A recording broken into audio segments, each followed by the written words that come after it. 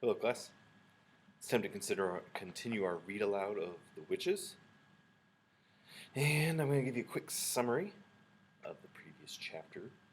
If you remember, the boy had snuck into the kitchen to deposit the Formula 86 delayed action mouse maker into the soup bowl of the witches.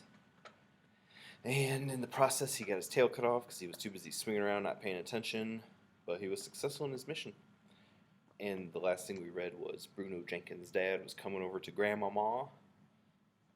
And that's where we're going to pick up. Mr. Jenkins and His Son is the title of the chapter. Mr. Jenkins came striding up to our table with a very purposeful look on his face. "Where is that grandson of yours?" he said to my grandmother. He spoke rudely and looked very angry. My grandmother put on her frostiest look but didn't answer him. "My guess is that he and my son Bruno are up to some devilment," Mr. Jenkins went on. "Bruno hasn't turned up for his supper, and it takes a lot to make that boy miss his food."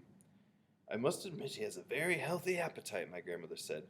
"My feeling is that you're in on this as well," Mr. Jenkins said. "I don't know who the devil you are, and I don't much care, but you played a nasty trick on me and my wife this afternoon. You put a dirty little mouse on the table. That makes me think all three of you are up to something. So if you know where Bruno's hiding, kindly tell me at once." "That was no trick I played on you," my grandmother said. "That mouse I gave you was your own little boy Bruno. I was being kind to you.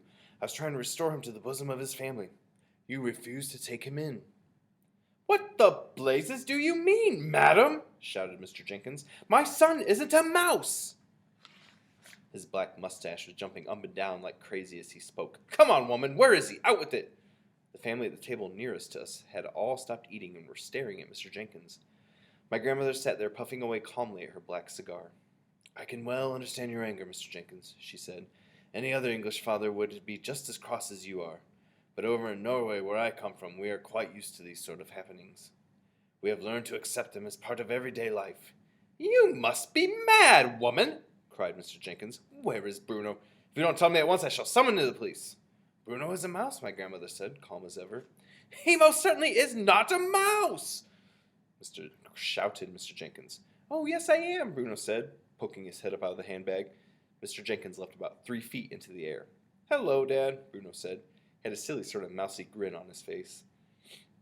Mr. Jenkins's mouth dropped open so wide I could see the gold fillings in his back teeth. "Don't worry, Dad," Bruno went on. "It's not as bad as all that.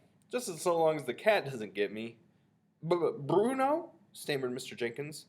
"No more school," said Bruno, grinning a broad and asinine mouse grin. "No more homework. I shall live in the kitchen cupboard and feast on raisins and honey." But Bruno," stammered Mr. Jenkins again. How did this happen?" The poor man had no wind left in his sails at all. "Witches," my grandmother said. "The witches did it." "I can't have a mouse for a son," shrieked Mr. Jenkins. "You've got one," my grandmother said. "Be nice to him, Mr. Jenkins."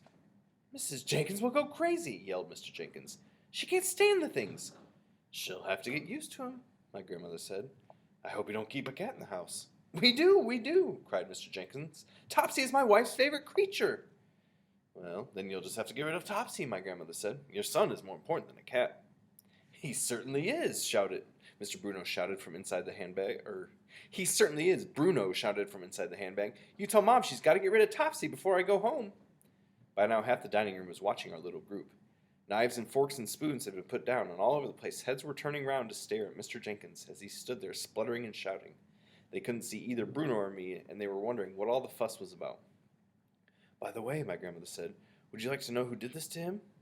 There was a mischievous little smile on her face. I could see that she was about to get Mr. Jenkins into trouble. "Who?" he cried. "Who did it?" "That woman over there," my grandmother said. "The small one in a black dress at the head of the long table." "She's RSPCC!" cried Mr. Jenkins. "She's the chairwoman." "No, she's not," my grandmother said. "She's the Grand High Witch of all the world." "You mean she did it? That skinny little woman over there?" shouted Mr. Jenkins, pointing at her with a long finger. "By gad, I'll have my lawyers onto her for this. I'll make her pay through the nose." "I wouldn't do anything rash," my grandmother said to him. "That woman has magic powers. She might decide to turn you into something even sillier than a mouse. A cockroach, perhaps." "Turn me into a cockroach?" shouted Mr. Jenkins, puffing out his chest. "I'd like to see her try." He swung around and started marching across the dining room towards the Grand High Witch's table. My grandmother and I watched him. Bruno had jumped up onto our table and was also watching his father. Practically everyone in the dining room was watching Mr. Jenkins now. I stayed where I was, peeping out of my grandmother's handbag. I thought it might be wiser to stay put. Ooh, ooh, he is one angry fellow. I would be too if somebody had turned my kid into a mouse. I can't blame him, I suppose. Be sure to follow the instructions on today's reading response journal entry.